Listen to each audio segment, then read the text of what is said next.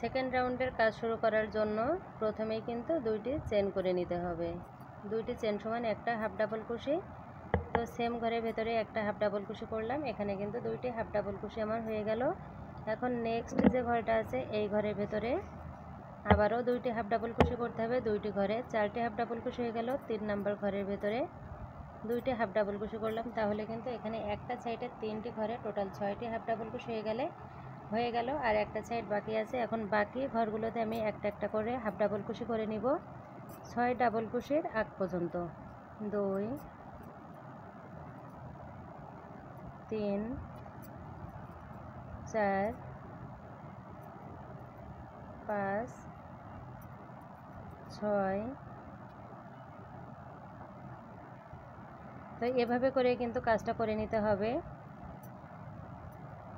আর এখানে আমি শুধুমাত্র দুই সাইডে যে 6টি ঘর করেছি হাফ ডাবল কুশি, সেখানে কিন্তু কাজটা একটু ভিন্ন হবে।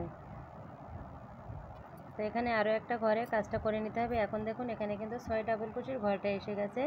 6টি ডাবল কুশির উপরে 12টি ডাবল কুশি হাফ ডাবল কুশি করতে হবে। 2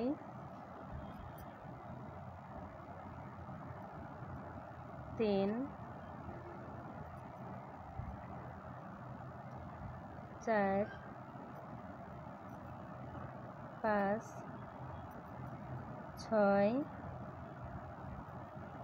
7 8 9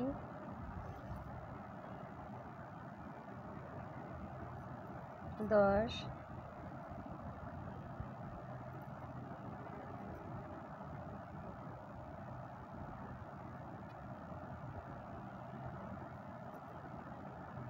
11 12।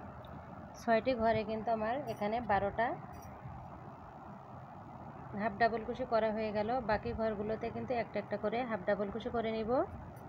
3টি ঘর বাকি রাখতে হবে, কারণ 3টি ঘরে আবারও 6টি হাফ ডাবল কুশি করতে হবে। একই প্যাটার্ন অনুসরণ করে এখানে আমি রাউন্ডের কাজ কমপ্লিট করে নিব। এবং আপনাদের যাতে বুঝতে কোনো রকম সমস্যা না হয় তার জন্য কিন্তু পুরো কাজটাই আমি দেখাচ্ছি, একটু স্কিপ করছি না।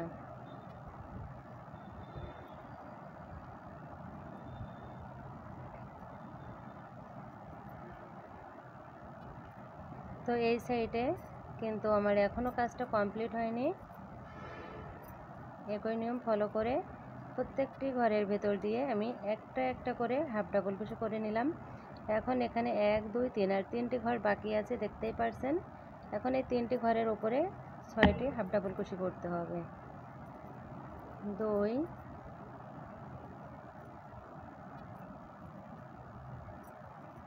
4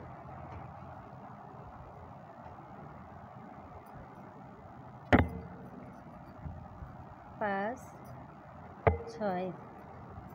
এই রাউন্ডের কাজটা কমপ্লিট হয়ে গেল।